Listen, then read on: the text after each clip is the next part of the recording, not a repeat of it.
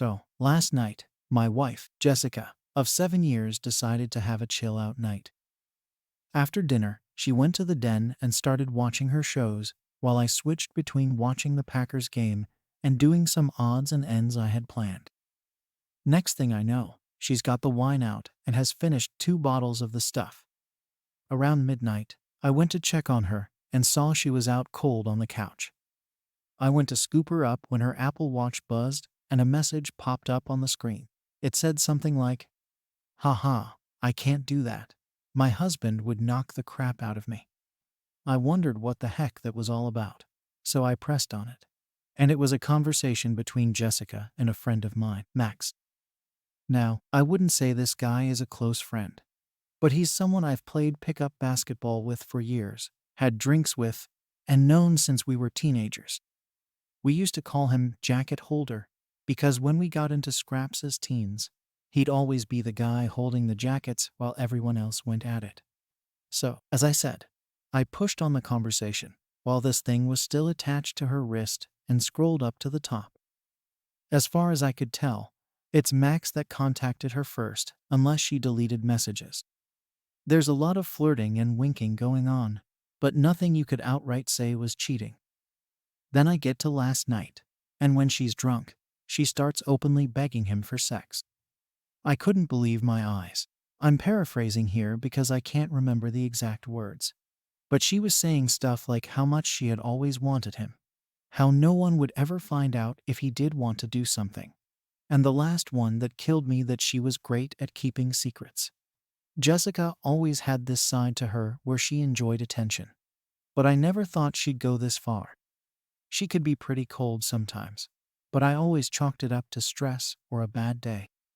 I tried to scroll on her watch, but couldn't find any other messages, and I don't know her phone passcode.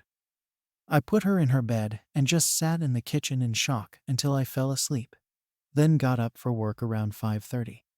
When I went to get in my work van, I just slumped down on the wheel and realized I couldn't face it. So I went back in the house, grabbed a half-drunk bottle of vodka, filled it to the top with Coke, and went for a walk down the railway line. We live beside a lot of woodland and a disused railway line that goes for miles. I've walked about half the length of it. I'm sitting under a railway bridge like a troll right now, just seething at the whole thing. You'd probably think there's a fire going from about a mile away due to the steam coming out of my ears. So what do? I don't want to speak to her. I can't even bear to look at her after reading that garbage. It was like a dagger through my heart. I just feel like every bit of love I had for her has evaporated into thin air after reading her begging like that. Yuck. I honestly want to ghost her, man. If I could, I would never speak to her again. The whole, "I'm great at keeping secrets," was the thing that really got me, though. Like, who even are you? It reeks. But it's a case of how far down the rabbit hole do I want to go. I don't care, if I'm being honest. I'm just done. I've never felt so betrayed and disgusted in all my life. The thing is, I've invested so much in her, not just as a partner, but as a person. I loved her so much and thought her personality, and by extension, my personality, reflected that of good people. To realize she's a backstabbing snake makes me feel like a snake. I feel like a worse person than I was yesterday. The only way I can describe it is like finding out someone you looked up to, took advice and life lessons from, was a pedo or a rapist or just a downright creep. Your entire perception of yourself and who you are would be shattered because you took on board what they said and invested time into a creep. God, I'm rambling nonsense. I apologize. I'm lucky in that our house is owned by my parents. 6 years ago, they moved to a retirement village, and we moved in. The house will be bequeathed to me when they pass, but I don't, and hopefully won't, own it outright for a long time. They didn't want to deal with the upkeep and all the hassles, preferring to enjoy their final days in peace. So when we do get divorced, my soon-to-be ex-wife Jessica won't be able to get her hands on it. So what do I do then? I'm honestly thinking of just not saying a word and throwing her right out. While walking here, it crossed my mind to get my buddy, who's a locksmith, to quietly change the locks today. I could feed her some garbage about something on the doors being broken. She won't care what's going on anyway as long as I'm around. Then after he's done, I'll lock the front door and tell her to come out and look at something in the back. When she comes out, I'll just run back in and lock the door behind me. That sounds childish as hell, doesn't it? Seriously though, I don't know what I'm going to do. I'm staring at a bottle right now, and my life feels like it has been ripped apart at the seams. As for that prick of a so-called friend Max, there's no doubt he was up to something here. There's also no doubt I wouldn't have caught wind of this at all. I'll be seeing him very soon. Never mind holding jackets. He'll be holding his face. I went to my friend Nick's house to calm down. I threw the vodka away. She has been texting me, asking where I am since my work van is still in the driveway. I texted her saying there's a problem with the engine, so I got a lift to work. I'll make my move tonight. I threw the vodka away, got in touch with Nick, and he said I could come to his for a while to calm down. We live in a small town of around 15,000 people, and he wasn't too far away. Once I got there, I sat on his couch just trying to calm down. Throughout the morning, I was getting multiple texts and phone calls from Jessica asking where I was and what the hell was up since my work van was still in the driveway and I was nowhere to be seen. I texted her back, telling her that there was a problem with the engine. So I got a lift to work, which she seemed to buy as she just texted back saying, okay. When Nick got back from work at about 5 p.m., I told him everything that had happened and asked for his opinion. I also told him not to tell anyone about Max, since that might get back to Jessica, which I didn't want at this point. I would deal with him later. By that, I mean I'll expose what a little rat he is. Knocking him out doesn't help me at all right now. As an aside to the people saying he did nothing wrong, he messaged my wife first. He was being extremely flirty. What the hell is he even playing at messaging my wife in the first place? He only knows her in passing from afar. Look, I've got no problem with two adults conversing with each other. But they hardly knew each other, and it was flirty from the start as far as I could tell. I think they've seen each other while out and about, and it's gotten flirty then. So Nick convinced me to try and keep a low profile, see what I could dig up, but at the same time speak to a lawyer and get the ball rolling in terms of finding out my options, which I have done today. He took me home around 6, and I was honestly dead on my feet by that point. I think the adrenaline pumping the entire day, then suddenly stopping, knocked it right out of me, so I was extremely tired when I got home. The second I walked through the door, I knew something was up, as Jessica was on me right away, asking all sorts of questions about work. I asked her why she even cared. She said that I'd left my big flask and my lunch bag in the front passenger side seat, and something's been up today. She could feel it. I was about to lie, but I was just too tired. I couldn't be bothered putting up any sort of charade, so I just said, yeah, there is something up. When I was putting your drunk ass to bed last night, a message came up on your Apple Watch, which I read, and all the other ones, and that you're a disgusting cheat. That I want nothing more to do with. Her demeanor went from an arms-crossed person in power to a scared little girl within about a second. Good at keeping secrets, huh? Begging that little rat for sex, huh? Yep, read it all. She started sobbing, and I just walked away and headed upstairs into the shower. When I got out, she was sitting on the top stair, still crying, and the excuses started right away. How she was drunk, vulnerable, had never done anything like that before. How he had messaged her first, and it didn't mean anything. She was never going to go through with it. Pretty much everything that everyone on here was saying she would say, like she had the playbook out. The only thing she didn't do was try and blame me. She probably knew I would have thrown her right out the door if she had tried that crap. I told her that I wanted a divorce and for her to be out of the house within a month. I also told her that she was moving to the spare room. I've been pretty much ignoring her ever since, just scowling at her and shaking my head when she starts waffling nonsense. I don't want to hear it. She slept in the spare room last night, and I haven't spoken to or texted her at all today. If I'm lucky, maybe she'll be gone when I get back from work. But my luck's not that good, I suppose. On getting her out, though, I was telling my parents what was happening. And my mother was adamant that I wasn't throwing her out onto the streets. She and my mother are close and always have been. We'd have been together 11 years in December, remember? My mother was saying she made a mistake, and that we should sort it out like adults, that we've been through too much together, and that she didn't actually do anything. It was just words. She completely took her side over mine. I couldn't believe it. Could this mess things up for me here? Do I have no right to ask her to leave if my mother is against it? It's literally going to be my house when my parents pass, and I did nothing wrong, so I'm not leaving. It's probably going to turn into War of the Roses Part 2. I managed to get myself an appointment with a divorce lawyer for next week, so I'll be going to that to discuss my options. Until then, I'm just going to ignore my soon-to-be ex-wife, I guess. I know she's probably not going to admit anything else now. I'll never know if she was a really good liar, or she was just talking crap to him to get him on side with her for an affair. It's now been 20 days since I found out my wife was trying to cheat on me with my friend, and the situation has become hellish.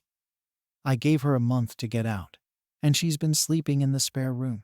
But it's clear now she doesn't have any intention of going.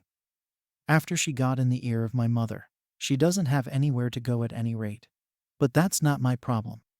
I've seen my divorce lawyer multiple times, and I'm now in the process of drawing up a divorce petition and having my wife served with divorce papers. I've also opened my own bank account and taken 50% of the balance from our shared account. The atmosphere around the house has been strange, to say the least.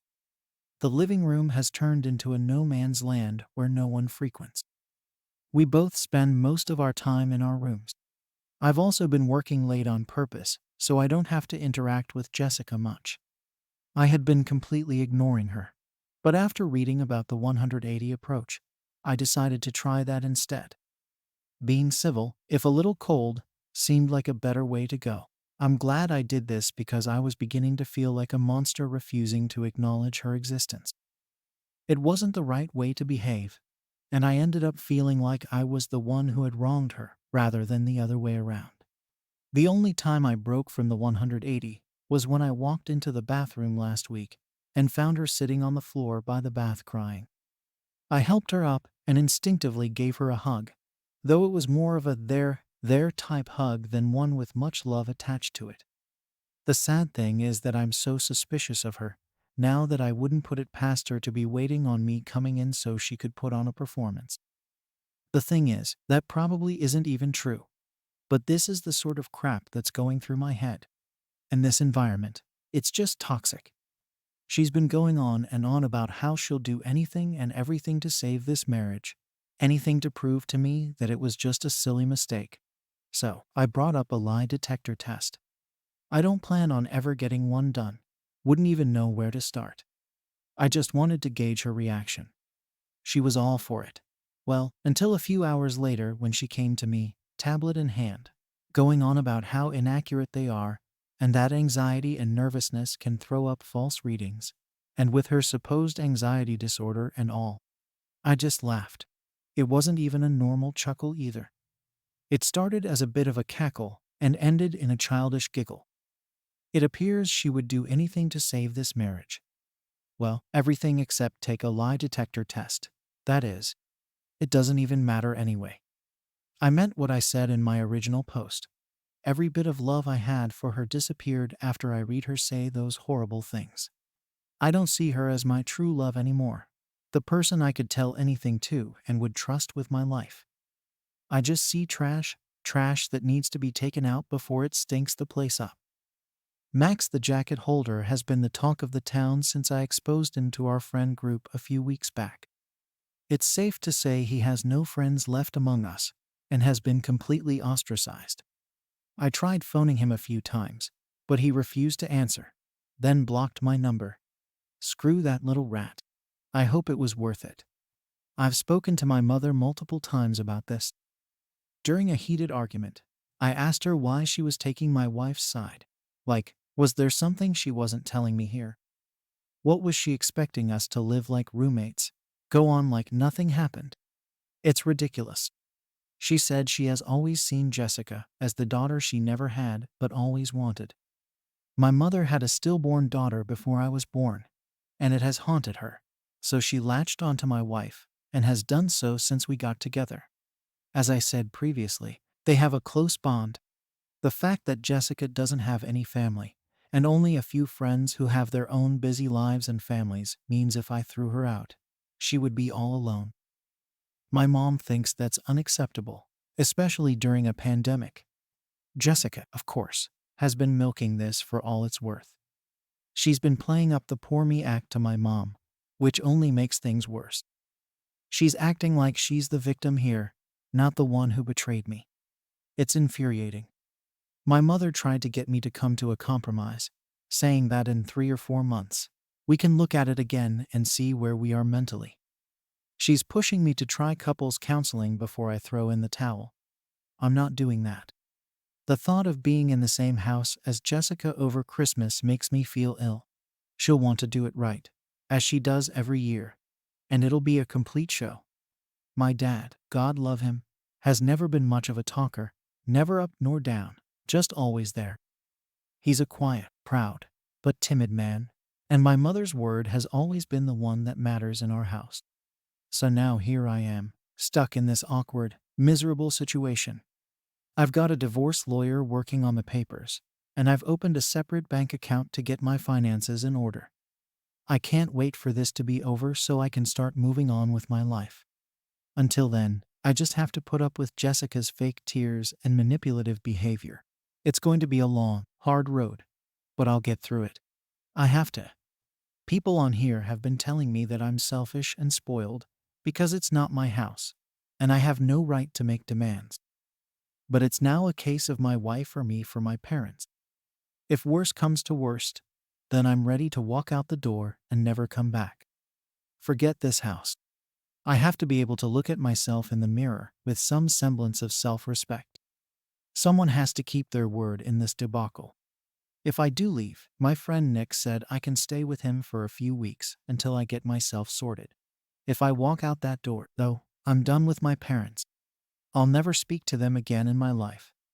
They'll probably see it as me giving up on them, walking away without trying to at least have a go at fixing things first. I see it as them choosing someone who broke my heart over me. Like, what will be the logistics of this once I'm gone? Just her staying there herself. My mother and father looking after a backstabber, while their flesh and blood goes off alone. A little more info on the house. My parents let us move in a year after our wedding. It was an apparent belated wedding gift, although that was just the chatter from them at the time. They were always planning on moving out and moving us in. I've spent tens of thousands on it over the years, but that's neither here nor there. I have fantasies of leaving this all behind, going somewhere new, and starting again, but I don't have anywhere else to go. I've lived in this town my entire life. It's all I know. Am I being too harsh here? I'm literally ready to sling my parents right out of my life. But I feel so torn. Why am I the one who has to lose everything and everyone? I've tried to be good, and I always thought you make your own luck, and that good things happen to good people. Maybe I'm not as good as I think I am. Maybe I deserve all I get. Well, since this morning, I no longer call that house home. I saw on the calendar that Jessica had a hospital appointment with her ophthalmologist, so knowing she would be gone for a few hours, I took that as an opportunity to get my stuff together and move out, which I have. After getting my things moved and sorted, I just put the house keys on the kitchen table along with the divorce papers I received from the lawyer last week, and was on my way. I've blocked both my wife and my mother's numbers, and any communication I have with Jessica going forward will be done through my lawyer. In terms of my living situation, I'm staying with Nick for a week or two, but hopefully, I should be in my own rented place before Christmas. I haven't spoken to my parents in a few weeks. The last time we spoke was via text, and I tried to tell my mother in explicit detail the things Jessica was saying during her text to Max. I told her why it hurt me so much, and why I didn't think it was her first time doing it with the whole "I'm good at keeping secrets" comment, and thus could never trust her again. My mother texted back, saying she couldn't speak to me when I was like this, and that she would let me cool off. She tried to phone me a few days ago, and I just ignored her call. And as I said further up, since today I have blocked her number. I feel so let down by my parents at this point. It almost feels worse than the original betrayal from my wife. The way I'm feeling right now, I don't think I'll ever speak to them again. I think in times of strife, you look to your family to be strong for you, to be a rock, and give you, the wronged one, support. My parents have been weak. They've made me feel like the one in the wrong, like I'm overreacting, and it's me that's ripping this family apart. Well, it's not. I didn't ask them to move mountains for me, just move my cheating wife out of the house. And they made their choice. My father also had the chance to put his foot down for once in his life and stand up for me, but didn't. You make your choices, and you live with them, I guess. I loved my wife more than anyone on this earth, and I was broken when I discovered what she was doing. I think we all have boundaries, and once those boundaries have been crossed, things change irrevocably. When I read those horrible texts, something changed inside of me. I fell out of love with her, like being snapped out of a spell in the movies. Anything tried after that is just delaying the inevitable. I have to say that I'm interested in the whole dynamic of their relationship, now that I'm gone. Like, are my parents going to continue supporting her, knowing that it has finished their relationship with their son? As for me, I'd love to travel. Jessica hated flying, so most of our holidays had been to southern England, the likes of Newquay and Torquay in Cornwall and Devon. It would be great to travel abroad again. The last time I was abroad was when I was 20, for a mate's holiday in Greece, so 13 years ago. I'd love to see a bit of America. So once this pandemic calms down, I've definitely got my sights on the States. It was during this healing process that I met Emily. She was a new hire at our company, and we crossed paths during a team building event. At first, I was cautious. My trust in people had been shattered, and the thought of opening up to someone new was terrifying. But there was something about Emily that drew me in. She was genuine, kind, and had a warmth that was hard to ignore. We started off as friends, grabbing lunch together and talking about work. Slowly, our conversations shifted from work-related topics to more personal ones. Emily shared her own experiences with heartbreak, and I found comfort in knowing that I wasn't alone in my struggle. She had a way of making me feel seen and heard, something I hadn't felt in a long time. One evening, after a particularly rough therapy session, I found myself confiding in her about my past. I told her about Jessica, the betrayal, and the pain that had followed. Emily listened without judgment, offering support and understanding. She didn't try to offer solutions or tell me what I should do. She was just there, and that was enough.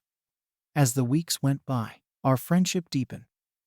Emily was a constant source of support, always there to lend an ear or offer a kind word. She encouraged me to keep going to therapy, to take care of myself, and to focus on the things that made me happy.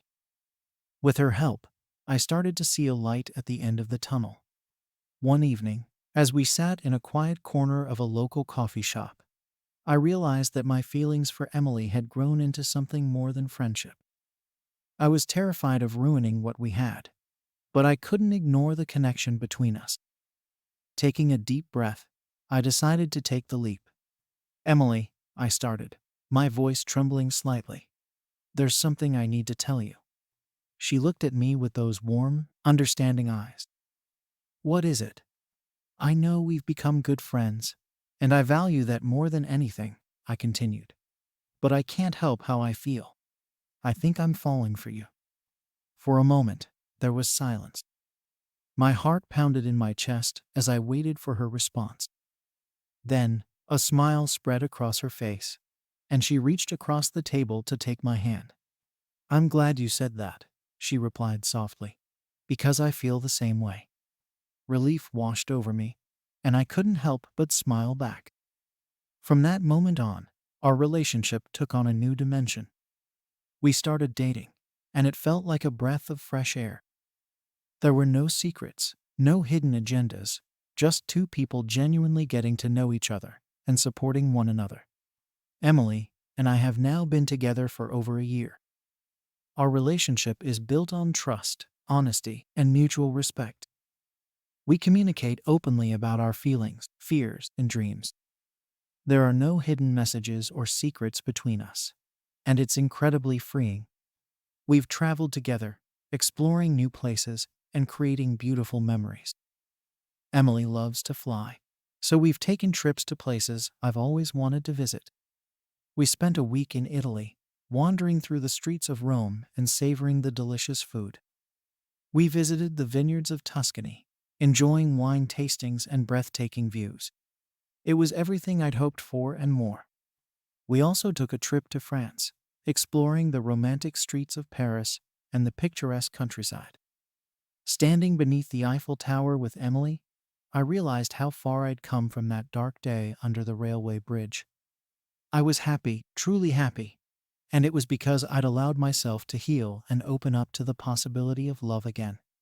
Back home, we've built a life together that feels stable and fulfilling. Emily has met Nick and the rest of my close friends, and they all adore her. Even my parents, who I've slowly started to rebuild a relationship with, have come to see how good she is for me. My mom has apologized countless times, and while it's been a slow process, I'm working on forgiving her. Emily and I have plans for the future that I'm genuinely excited about. We've talked about moving in together, getting a dog, and maybe even starting a family one day. The thought of building a life with someone who truly understands and supports me is both exhilarating and comforting. We continue to travel whenever we can, creating new memories and experiencing new adventures.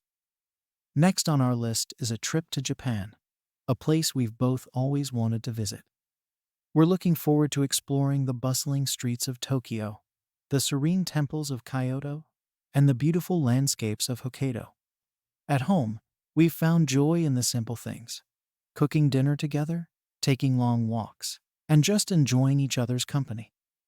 We've even started a small garden on the balcony of my apartment, growing herbs and flowers. It's a small project, but it brings us both a lot of joy. Looking back, I can see how far I've come. The guy who sat under that railway bridge, seething with anger and betrayal, feels like a different person. I'm proud of the progress I've made and excited about the future. Life threw me a curvy ball, but I've learned to hit it out of the park. To anyone reading this who might be going through something similar, know that it gets better. The pain won't last forever, and you'll come out the other side stronger and more resilient. There is light at the end of the tunnel, and there is hope for a brighter future. Emily and I are planning to move in together next spring. We've found a charming little house with a garden where we can continue our gardening projects, and maybe even start a family one day. The future looks bright, and for the first time in a long while, I'm genuinely excited about what lies ahead. Remember, you are stronger than you think, and there is always hope for a better tomorrow. Thanks for watching. If you enjoyed the story, like and subscribe. Email your story to us and become part of our community. For more stories, check out the next video on our channel. Take care.